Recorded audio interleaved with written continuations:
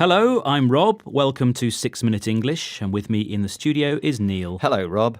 Hello. Feeling clever today, Neil? I am feeling quite bright and clever, yes. That's good to hear. Well, you'll need your wits about you, meaning you'll need to think very quickly in this programme because we're talking about intelligence, or to be more accurate, artificial intelligence. And we'll learn some vocabulary related to the topic so that you can have your own discussion about it. Neil, now, you know who Professor Stephen Hawking is, right? Well, of course, yes. Many people say that he's a genius. In other words, he's very, very intelligent. Professor Hawking is one of the most famous scientists in the world.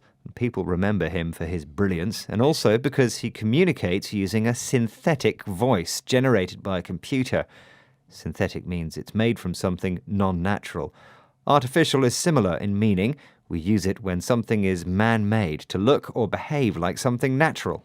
Well, Professor Hawking has said recently that efforts to create thinking machines are a threat to our existence. A threat means something which can put us in danger. Now, can you imagine that, Neil? Well, there's no denying that good things can come from the creation of artificial intelligence. Computers, which can think for themselves, might be able to find solutions to problems we haven't been able to solve. But technology is developing quickly. Maybe we should consider the consequences. Some of these very clever robots are already surpassing us, Rob. To surpass means to have abilities superior to our own. Yes, maybe you can remember the headlines when a supercomputer defeated the world chess champion Garry Kasparov, to everyone's astonishment. It was in 1997.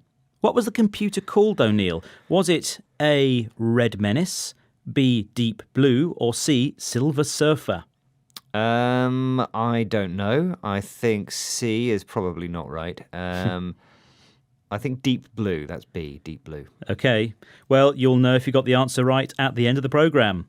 Well, our theme is artificial intelligence, and when we talk about this, we have to mention the movies. Many science fiction movies have explored the idea of bad computers who want to harm us. One example is 2001: A Space Odyssey. Yes, a good film. And another one is The Terminator, a movie in which Arnold Schwarzenegger played an android from the future. An android's a robot that looks like a human. Have you watched that one, Neil? Yes, I have. And that android is not very friendly. No, it's not. In many movies and books about robots that think, the robots end up rebelling against their creators. But some experts say the risk posed by artificial intelligence is not that computers attack us because they hate us. Their problem is related to their efficiency. What do you mean? Well, let's listen to what philosopher Nick Bostrom has to say. He's the founder of the Future of Humanity Institute at Oxford University. He uses 3 words when describing what's inside the mind of a thinking computer. This phrase means to meet their objectives. What's the phrase he uses? The bulk of the risk is not in machines being evil or hating humans, but rather that they are indifferent to humans, and that in pursuit of their own goals, we humans would suffer as a side effect. Suppose you had a super intelligent AI whose only goal was to make as many paper clips as possible. Human bodies consist of atoms, and those atoms could be used to make a lot of really nice paper clips. If you want paper clips, it turns out that in the pursuit of this, you would have instrumental reasons to do things that would be harmful to humanity. A world in which humans become paperclips. Wow, now that's scary. But the phrase which means meet their objectives is to pursue their goals. Yes, it is. So the academic explains that if you're a computer responsible for producing paperclips, you will pursue your objective at any cost. And even use atoms from human bodies to turn them into paperclips. Now that's a horror story, Rob. If Stephen Hawking is worried, I think I might be too. How can we be sure that artificial intelligence, be either a device or software, will have a moral compass? Ah, a good expression, a moral compass. In other words, an understanding of what is right and what is wrong. Artificial intelligence is an interesting topic, Rob. I hope we can chat about it again in the future. But now I'm looking at the clock and we're running out of time, I'm afraid, and I'd like to know if I got the answer to the quiz question right. Well, my question was about a supercomputer which defeated the world chess champion Garry Kasparov in 1997. What was the machine's name? Was it Red Menace, Deep Blue, or Silver Surfer? And I think it's Deep Blue. Well, It sounds like you're more intelligent than a computer because you got the answer right. Yes, it was Deep Blue.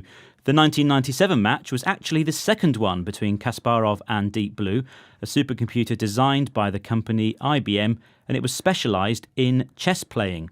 Well, I think I might challenge Deep Blue to a game. Obviously, I'm a bit of a genius myself. Oh, very good. Good to hear. Anyway, we've just got time to remember some of the words and expressions that we've used today. Neil. They were, you'll need your wits about you. Artificial. Genius.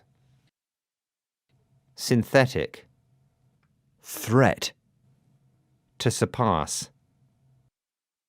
To pursue their goals. Moral compass. Thank you. Well, that's it for this programme. Do visit bbclearningenglish.com to find more 6-minute English programmes. Until next time, goodbye. Goodbye.